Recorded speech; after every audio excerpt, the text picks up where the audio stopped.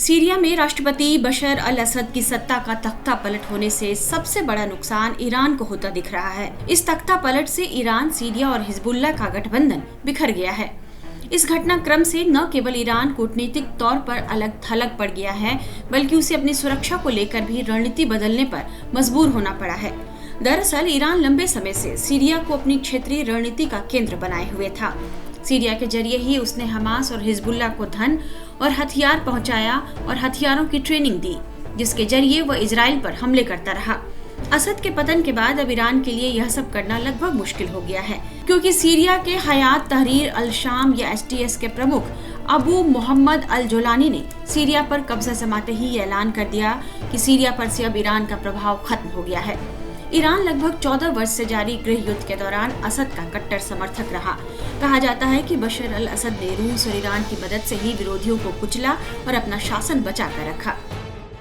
Iran के सर्वोच्च नेता आयतुल्लाह अली खामेनेई ने सीरिया में बशर अल असद के सत्ता से बाहर होने और आतंकी संगठन अल कायदा से निकले गुट एसटीएस के सत्ता कब्जाने पर प्रतिक्रिया दी है। ईरान के सुप्रीम लीडर खामेनेई ने असद की तख्ता पलट को अमेरिकी इजराइल साजिश करार दिया है। खामेनेई ने अमेरिका और इजराइल पर सीरिया में बशर अल असद को हटाने की साजिश रचने का आरोप लगाया है। उन्होंने कहा कि इसमें कोई शक और शोभा नहीं होना चाहिए कि सीरिया में जो कुछ हो रहा है वो अमेरिका और इजराइल की मिलकर की गई साजिश का नतीजा है। खामेनेई ने कहा, सीरिया में अमेरिकी मंसूबे कामयाब नहीं होने देंगे। सीरिया में तख्ता पलट ईरान की कमजोरी नहीं है, ये विदेशी शक्तियों की चाल है। ईरान विदेशी शक्तियों की चाल को कामयाब नहीं होने देगा। हम सीरिया से अमेरिका को खदेड़ देंगे। सीरिया के भीतर जो भी हलचल चल रही है उसमें उसके पड़ोसी देशों का दखल है। अभी भी वो इस हलचल में शामिल है। वही मेन षड्यंत्रकर्ता और कंट्रोल अमेरिका और इजरायली लोगों के हाथ में है। हमारे पास इसके सुराग हैं जो किसी भी तरह के शक की वजह नहीं रहने देते हैं। उन्होंने इस संबंध में एक ट्वीट भी किया। उन्होंने लिखा है कि सीरिया में जो कुछ भी हो रहा है इसमें मुख्य साजिशकर्ता और कंट्रोल रूम अमेरिका और यहूदी देश इजराइल के पास है। हमारे पास इसके सबूत हैं जो किसी के लिए भी संदेह की कोई गुंजाइश नहीं छोड़ते हैं। खामेनेई ने इजराइल के खिलाफ प्रतिरोध की धुरी के कमजोर होने के दावों को भी खारिज कर दिया है।